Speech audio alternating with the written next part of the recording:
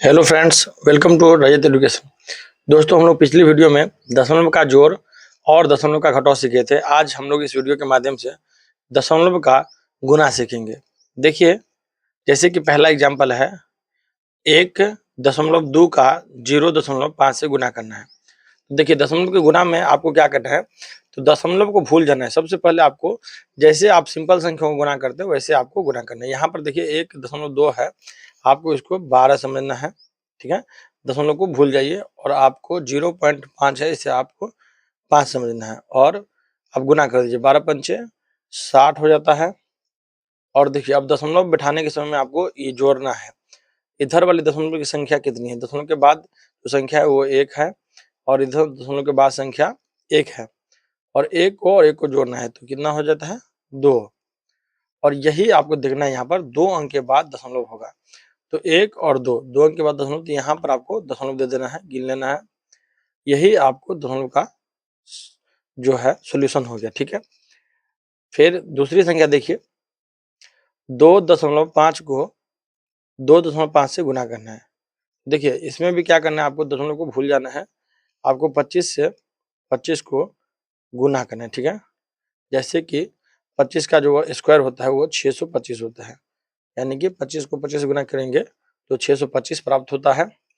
और अब दशमलव बिठाना है, कहाँ पर दशमलव रखना है, तो देखिए यहाँ पर भी आपको दशमलव के बाद की संख्या 1 है और यहाँ पर भी 1 है, यानी 1 और 1 क्या हो गया, 2 हो गया। तो यहाँ पर देखना है 2 अंक पीछे से काउंट करना है, 1 और 2। तो यहाँ पर दशमलव बिठाना है आपको। इस तरह से देखिए आप आसानी से दशमलव वाले प्रश्न को हल कर पाएंगे।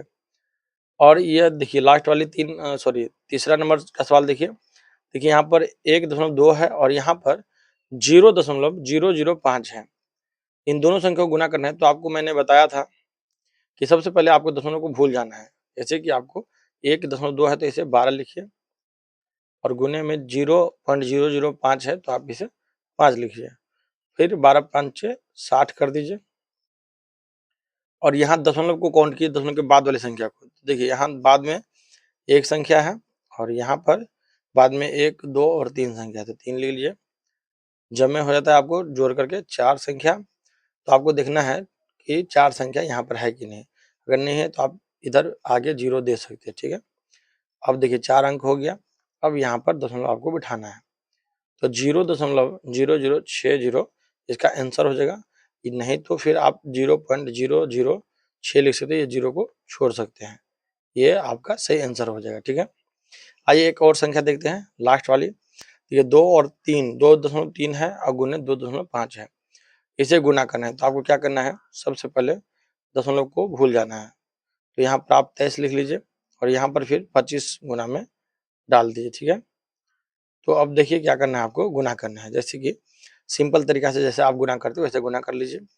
तो 3 पंचे 15, हाथ में 1 और 5 दूनी 10 और हाथ में 1 जो था उसे जोड़ दीजिए तो 11 हो जाता है। 3 दूनी 6 और 2 दूनी 4 हो गए, ठीक है। इस तरह से फिर आप सॉल्यूशन कर लीजिए। 5 का 5 और 6 और 1 7 हो गया, 4 1 5 हो गया। यानी इसका जो गुना है वो 575 होता है। और फिर दशमलव आप गिन लीजिए, यहाँ पर दशमलव के बाद मेरी संख्या जो है 1 है और यहाँ पर फिर 1 है, तो प्लस 1 यानी 2 हो गया। 2 अंक के बाद दशमलव देना है।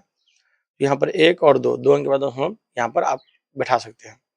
तो ये जो दशमलव का गुना है बहुत ही आसान है साथियों। आपको इसमें ध्यान रखना है कि जब भी गुना करने लगेंगे तो आप दशमलव को भूल जाएंगे और पहले संख्या जो है उसे गुना कर देना है और फिर संख्या का दशमलव के बाद वाली संख्या को काउंट करके और यहाँ पर आपको बैठाना है। तो आई होप कि आपको दशमलव का गुना समझ में आ गया होगा। यदि आपको ये वीडियो अच्छी लगी हो तो प्लीज़ इस चैनल को सब्सक्राइब कर दीजिए और वीडियो को लाइक कीजिए। तब तक के लिए धन्यवाद।